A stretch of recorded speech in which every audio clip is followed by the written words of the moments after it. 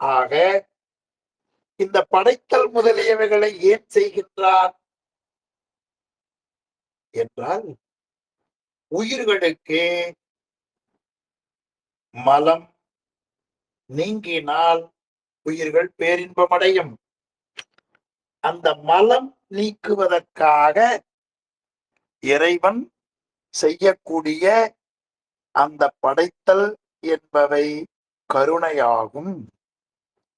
அப்படி என்றால் ஒரு ஐயம் வரும். உயிர்களை மலம் பற்றியது எவ்வாறு? உயிர்களை மலம் பற்றியது எவ்வாறு? இனி அந்த உயிர்களை மலம் பற்றியது எவ்வாறு என்றும், உயிரை ஆணவ மலம் எப்படி மறைத்தது என்றும், உயிர்கள் இறைவனுடைய வியாபகத்தில் இருக்கிற பொழுது ஆணவ மலம் உயிரின் இயல்பை எவ்வாறு மறைத்தது என்றும் 3 வகையான கேள்விகளை அவரை எழுப்பிக் கொண்டு அதற்கு பதில் கூறுகிற வகையில இந்த பகுதியில காட்டுகிறார். 1, உயிர்களுக்கு அனாதி காலம் தொட்டு மலமறைப்பு இருக்கிறதே, அந்த மலமறைப்பு எப்படி வந்தது? இதுதான் முதல் ஐயம். இந்த இடத்துல நாம் என்ன வேண்டியது என்ன என்று கேட்டால், உயிர்கள் பல, அந்த உயிர்களுக்கு உடம்பு முதலிய கருவிகரணங்களை இறைவன் படைத்து காத்து இளைப்பாறலை செய்கின்றார். அப்படி இளைப்பாறுதலை செய்வதற்கு காரணம், உயிர்களை விட்டு அனாதிகாலம் தொட்டு மீளாமல் இருக்கக்கூடிய ஆணவ மலம். அந்த ஆணவ மலம் உயிர்களை எப்பொழுது வந்து சேர்ந்தது என்பதை காட்டுகிறார். அந்த கேள்விக்கு பதில்தான், முன்பொற்ற நெல்லுக்கு உமி தவிடு என்பது போல.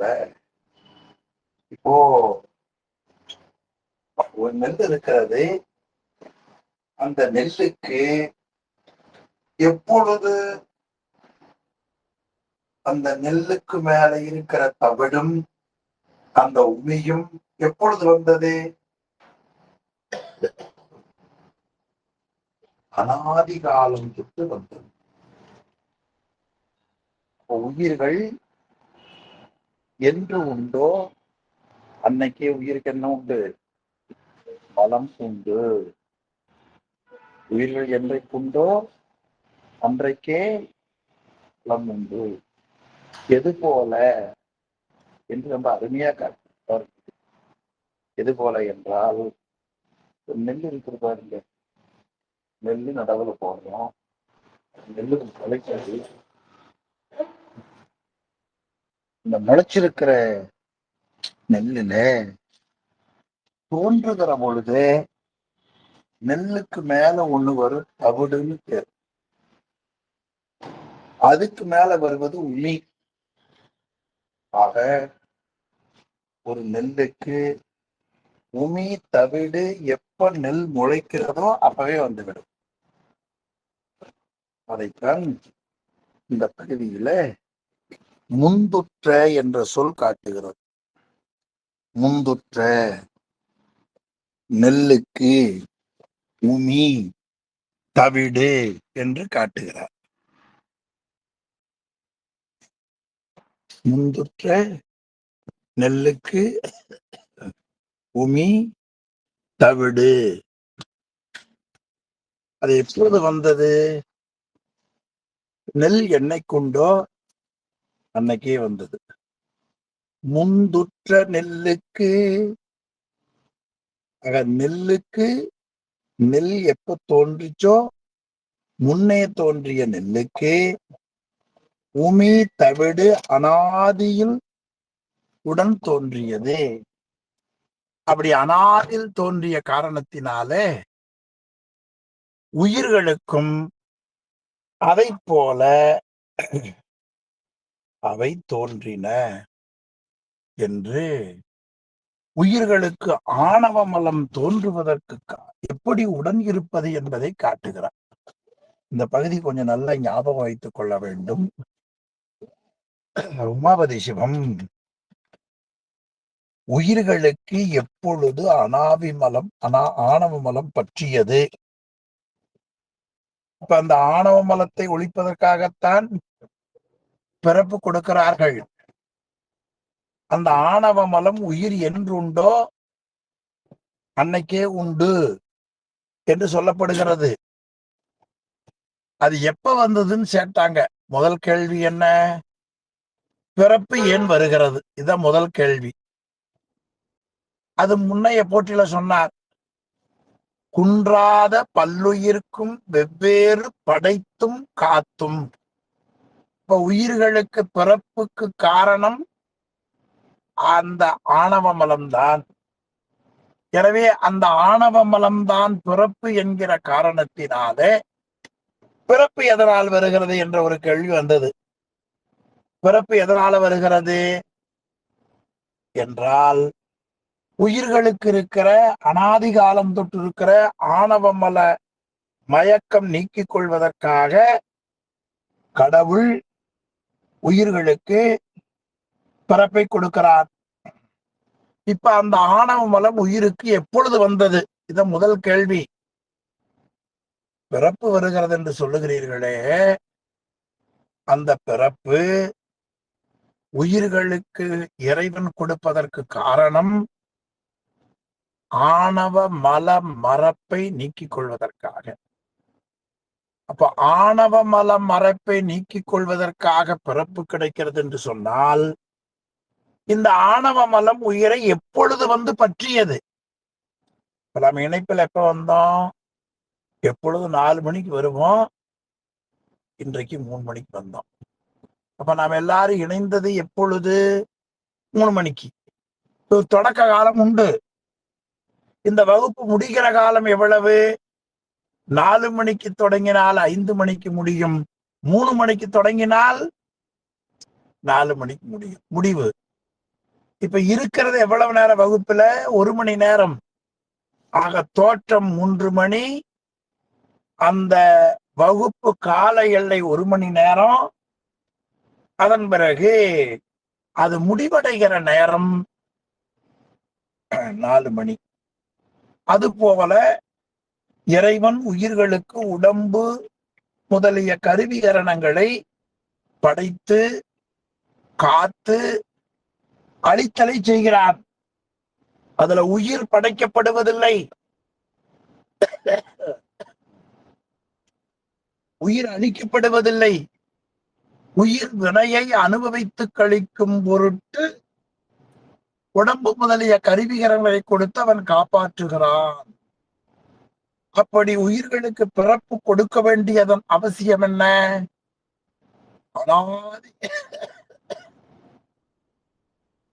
அனாதி காலம் தொட்டு உயிரை பந்தித்திருக்கக்கூடிய மல மறப்பை நீக்குவதற்காக. அப்போ அந்த மலம் ஆணவ மலம். சரி, அந்த ஆணவ மலம் உயிரை எப்பொழுது வந்து பற்றியது என்ற ஒரு வினா வரும். அது எப்பொழுது பற்றியது என்பதற்குத்தான் முதல் தொடர்ல ஆசிரியர் காட்டுகிறார். முந்துற்ற நெல்லுக்கு உமி தவிடு.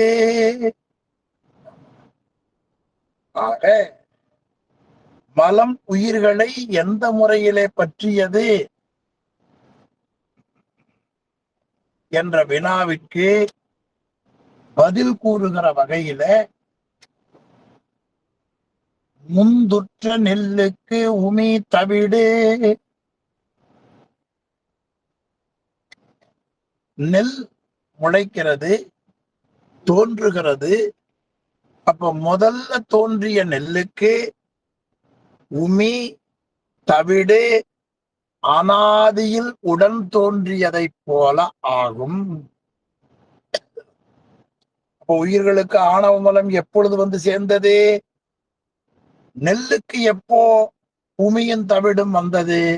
நெல் தோன்றுகிற பொழுதே வந்தது. அதை போல உயிர்கள் என்று உண்டோ அன்றே ஆணவ மலம் உண்டு. அதனால இந்த ஆணவ மலத்துக்கு சகசமலம் என்று சொல்லுவார்கள். சகசமலம்னா என்ற சகசம் உடன் தோன்றியது என்று பொருள்.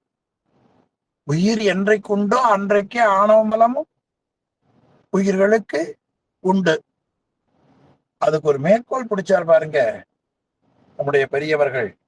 நெல்லுக்கு உமி தவிடு. ஆக முன்னே தோன்றிய நெல்லுக்கு உமி தவிடு. நெல் என்றைக்கு தோன்றுகிறதோ அன்றே உள்ளது. முந்துற்ற நெல்லுக்கு உமி தவிடு. அடுத்த கேள்வி வரும்.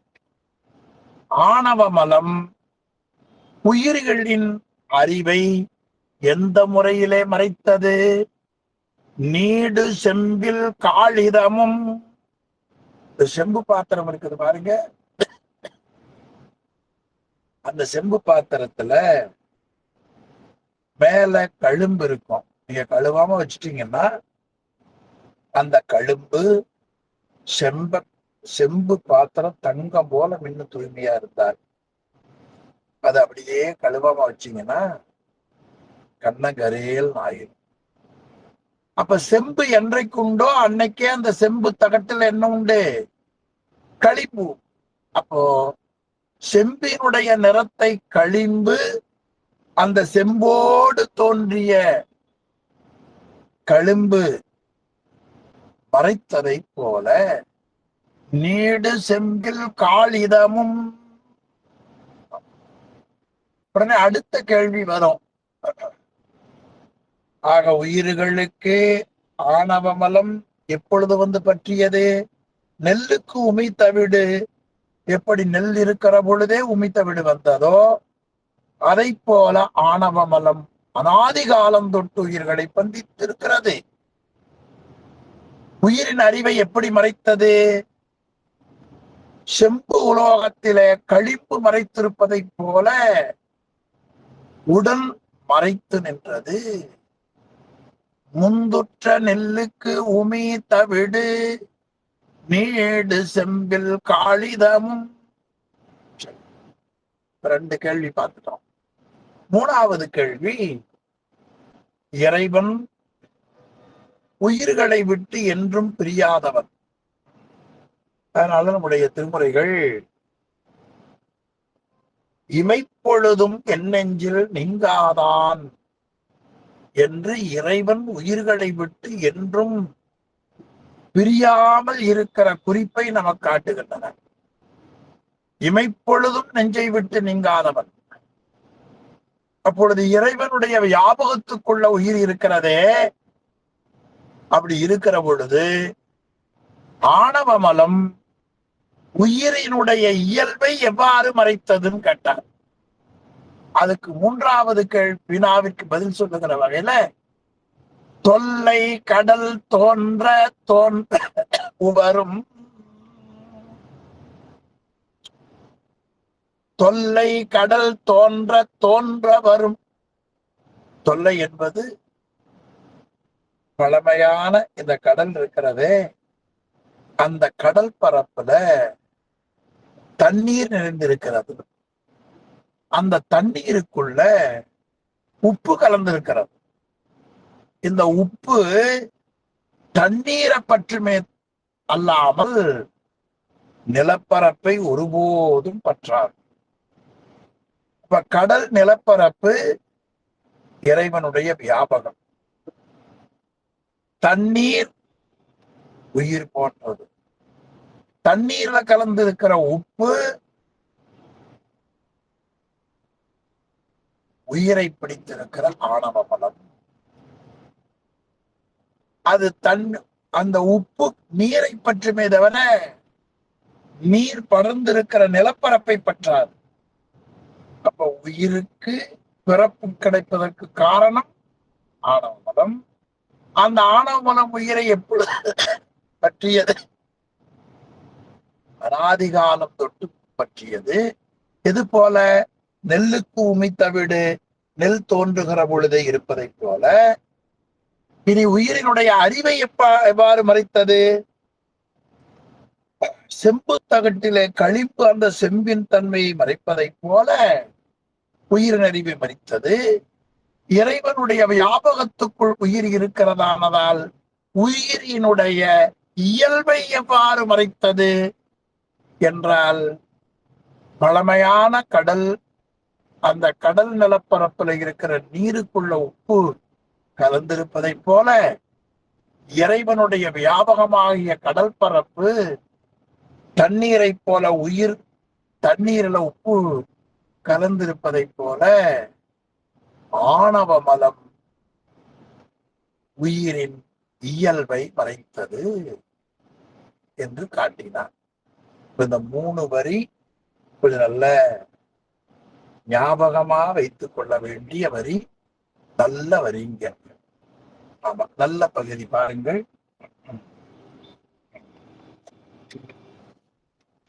ரொம்ப நல்ல பகுதியாக ஆசிரியர் காட்டுகிறார்.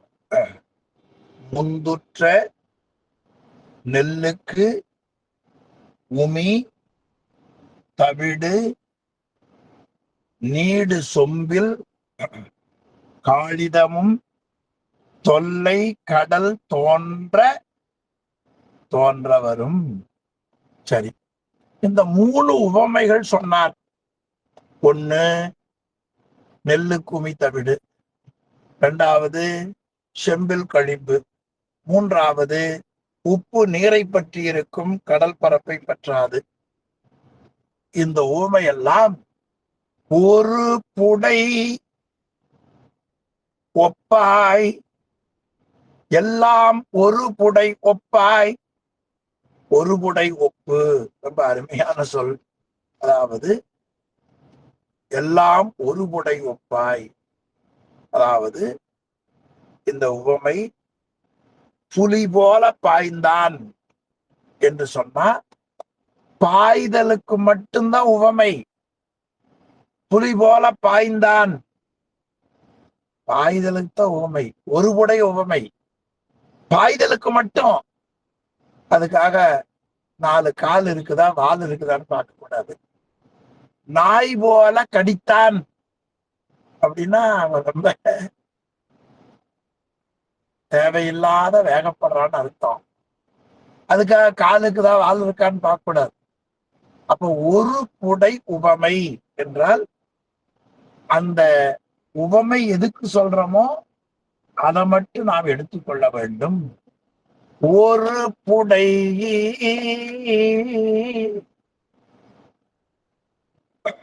ஒப்பாய் தான் உள்ளவாறு உண்டாய்.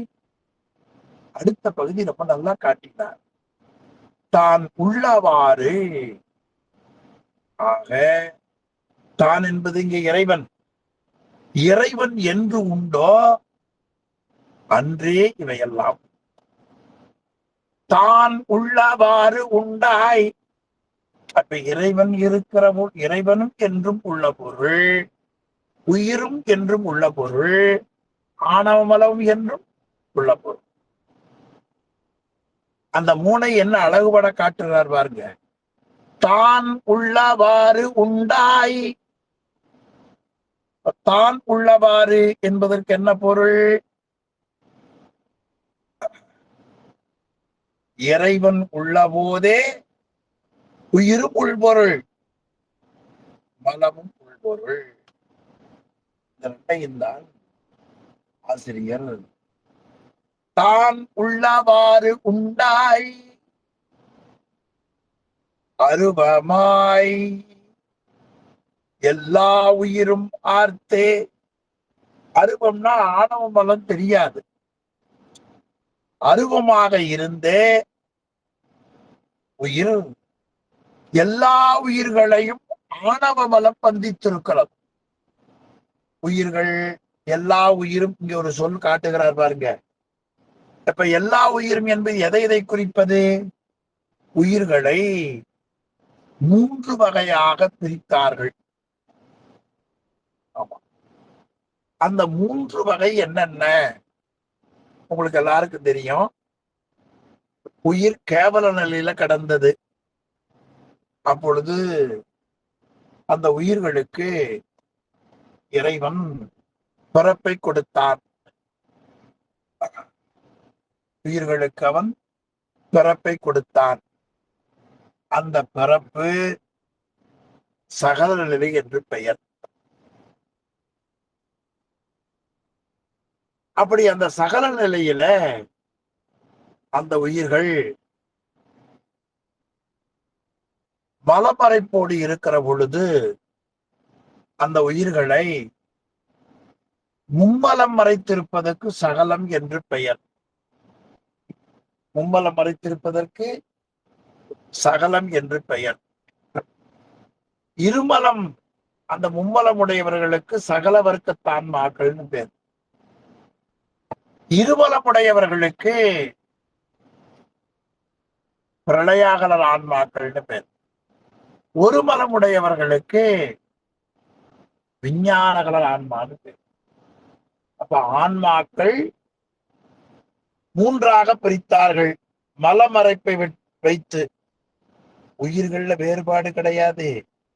ஆணுயிர், பெண்ணுயிர் என்று வேறுபாடு கிடையாது. ஆனா வேறுபாடு எதை வைத்து பிரித்தார்கள்? மலமறைப்பை வைத்து பிரித்தார்கள். மலம், ஆணவம், கண்மம், மாயை. ஆணவம், கண்மம், மாயை என்று மும்மலம். அந்த 3 மலமுடையவர்களுக்கு சகலர்னு பேர். 3 மலமுடையவர்களுக்கு சகலர் என்று பெயர். அடுத்து இருமலமுடையவர்களுக்கு பிரளயாகலர் என்று பெயர். இருமலமுடையவர்களுக்கு பிரளயாகலர் என்று பெயர். ஒரு மலமுடையவர்களுக்கு விஞ்ஞானகலர் என்று பெயர். அந்த 3 வகையான மூவகை உயிர்கள் அதை எல்லாம் எவ்வுயிரும் ஆர்த்தே. எல்லா இந்த 3 வகை ஆன்மாக்களையும் பிடித்து, அப்ப அருவமாக இருக்கக்கூடிய அந்த ஆணவமலம் அருவமாக இருந்தே மூவகை உயிர்களையும் பந்தித்திருக்கிறது. அந்த மூவகை உயிர்களையும் பந்தித்திருப்பதைத்தான் ஆர்த்தே. ஆர்த்தல்னா பந்தித்தல், கட்டுதல். ஆர்த்த பிறவி துயர்கடனாம் ஆர்த்தாடும் திருவாசகம். அப்படி ஆணவமலம் சகல வர்க்கத்தினர், சகலர், பிரளயாகலர், விஞ்ஞானகலர் மூவகை ஆன்மாக்களையும் பந்தித்திருக்கிறது. ஆர்த்தே. நல்ல பகுதி பாருங்க. முந்துற்ற நெல்லுக்கு உமி தவிடு நீடு செம்பில் காளிதமும் தொல்லை கடல் தோன்ற வரும் எல்லாம் ஒருபுடை ஒப்பாய் தான் உள்ளவாறு உண்டாய். இறைவன் என்றுண்டோ? அந்த இறைவன் இருக்கிற பொழுதே தான் உண்டாய், மலமும் உள்பொருளாய். தான் என்பது இறைவன். தான் உள்ளவாறு உண்டாய் அருவமாய் எவ்வுயிரும் ஆர்த்தே. எல்லா உயிர்களையும் மூவகை வர்க்க ஆன்மாக்களையும் சகலர், பிரளயாகலர், விஞ்ஞானகலரையும் பந்தித்து ஆர்த்து இருப்பது ஆணவமலம் என்ற அளவில இன்றைய வகுப்பை நிறைவு செய்வோம்.